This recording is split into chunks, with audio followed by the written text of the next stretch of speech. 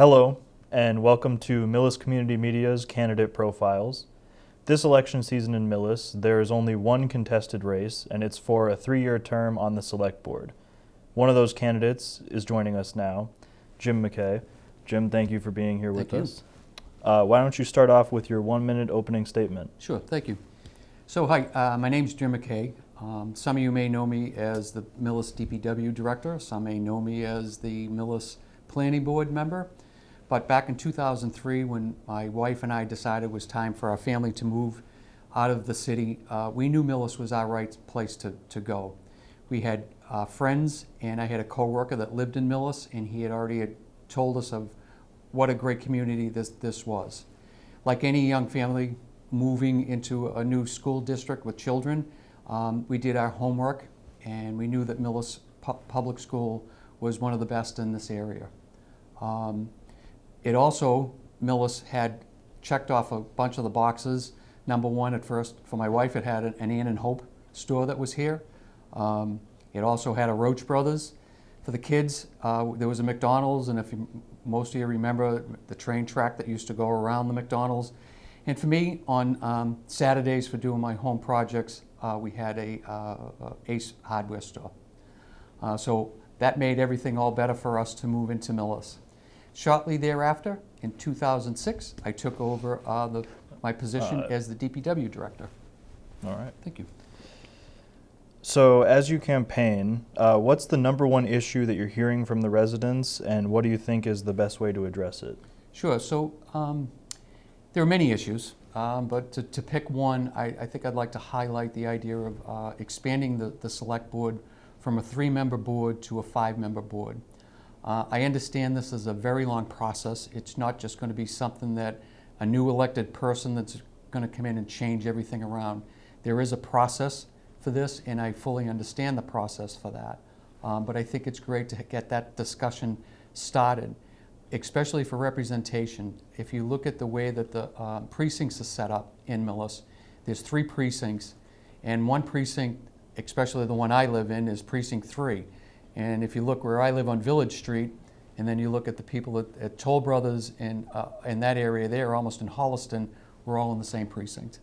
So I would like to look at maybe, and again, this is all through state procedures and everything else, that maybe that we would look at with a representation from one in each one of the precincts, and would be 2 at large. And of course, those elections would be staggered throughout that process.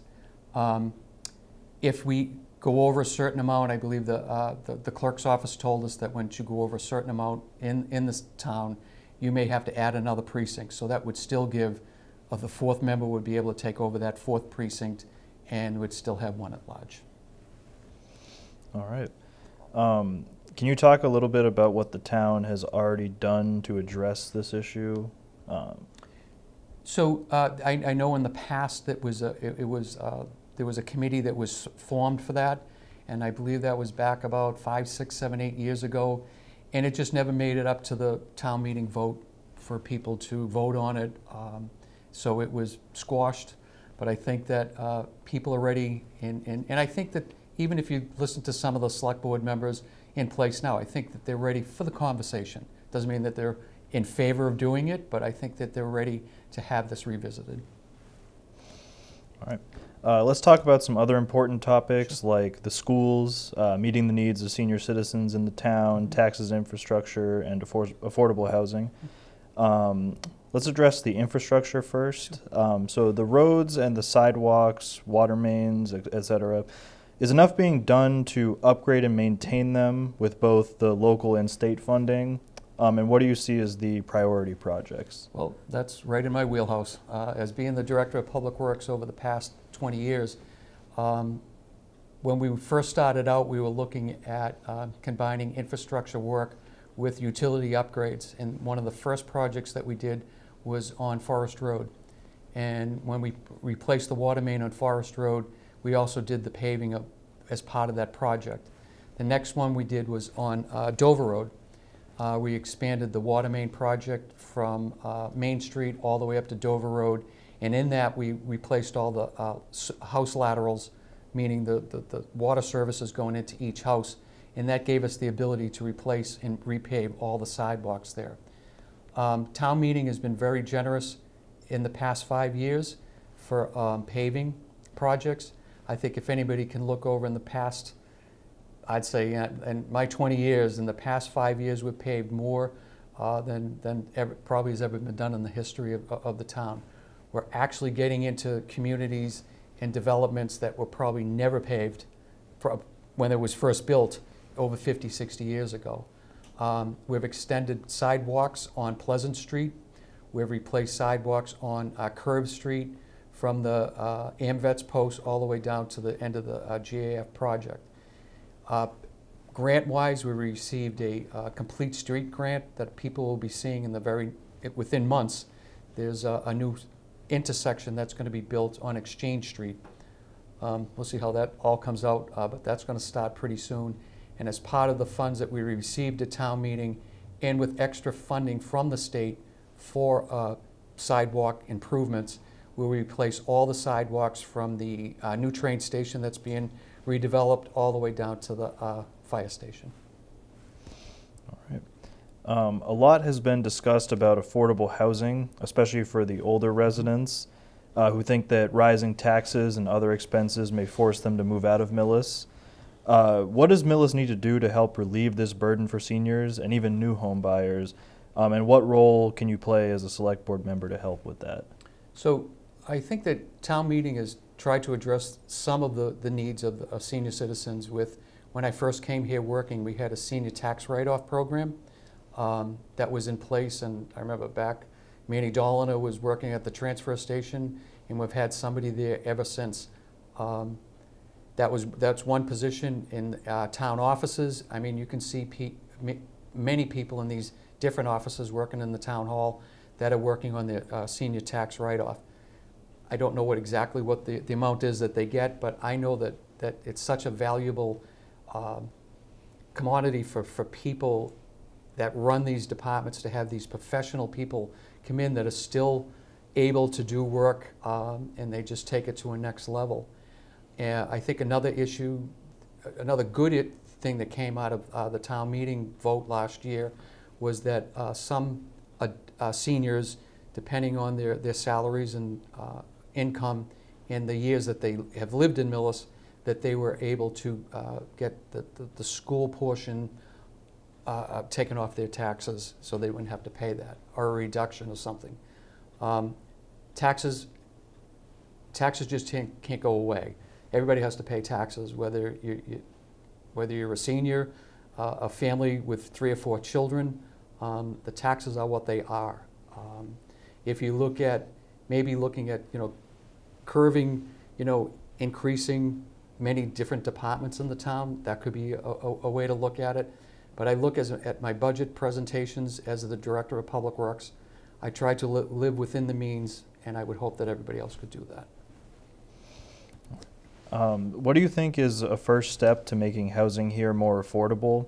And do some of the state mandates make sense, or do they make it a little complicated? Well, I think that as a planning board member, if a property owner owns a parcel of land and they have the right to build whatever they want to build on it, this town, the select board, the planning board cannot dictate what can be built on those parcels. The prices of homes have almost doubled, not doubled, but have increased significantly, in Millis since the time I've lived here.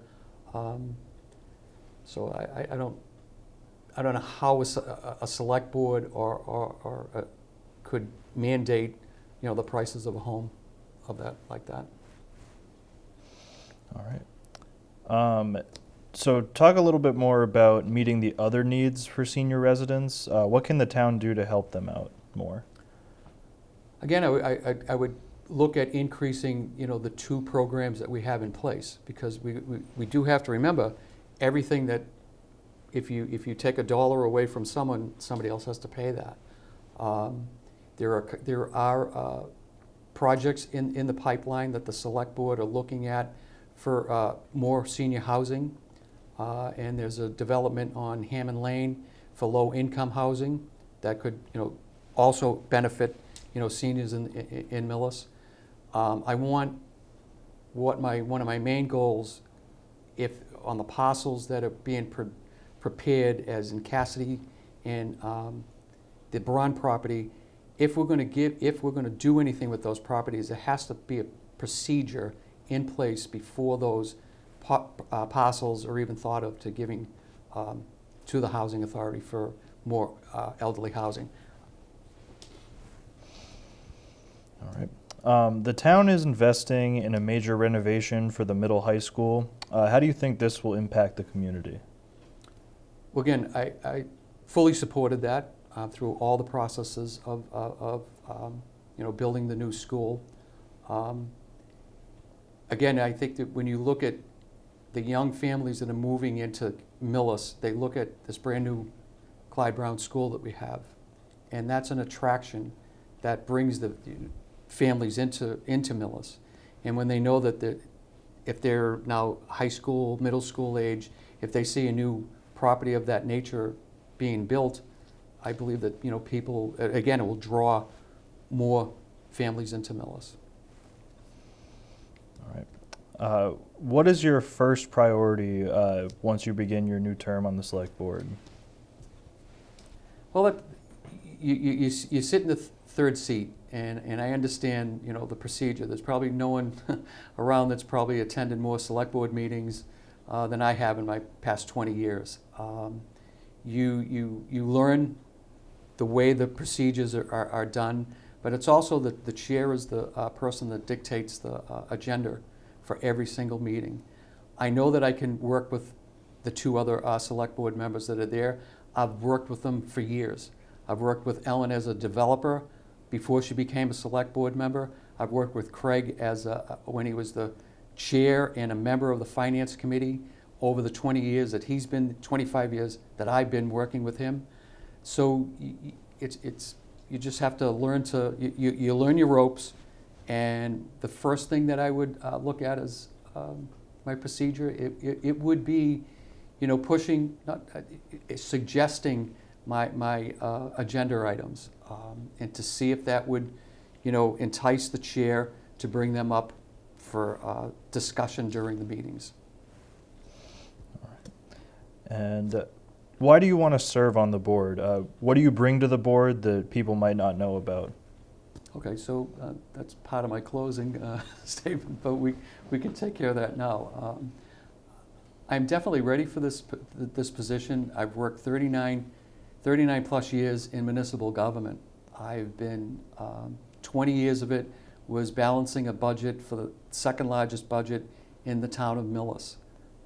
My 18 years as a planning board member, if you look at what's been built in the past 18 years, it's almost everything, in this town. My signature is on every decision and every, final permit that goes through.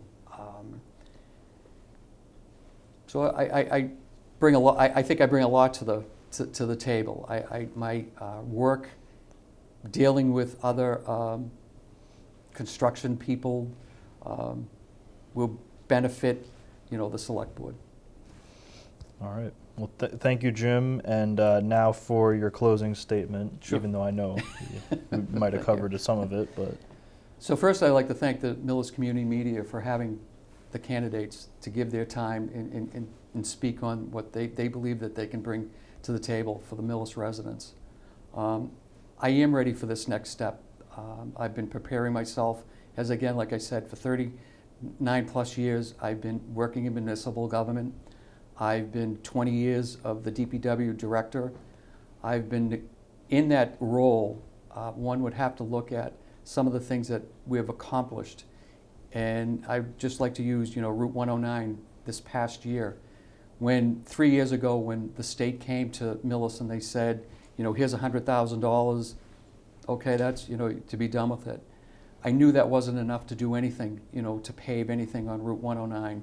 So I went back and I worked with, a state senator and her workforce, and we had this DOT came out to Millis, they visited, and just this past year, we received a grant of $1.7 million to pave Route 109. And I bring that also with my ability with PFAS. PFAS is not going away, and we need to continue with that, and I will bring that up. All right, thank you for that. If anyone wants to speak with you, how can they reach you? Sure, thank you. That was in my closing argument too, discussion. It's at Millis, McKay for Millis at gmail.com. McKay number 4 for Millis at gmail.com. All right, thanks again, Jim. And remember, Election Day is Monday, May 11th. The polls open here at Town Hall at 7:30 a.m. and they remain open until 8 p.m. Thank you for watching.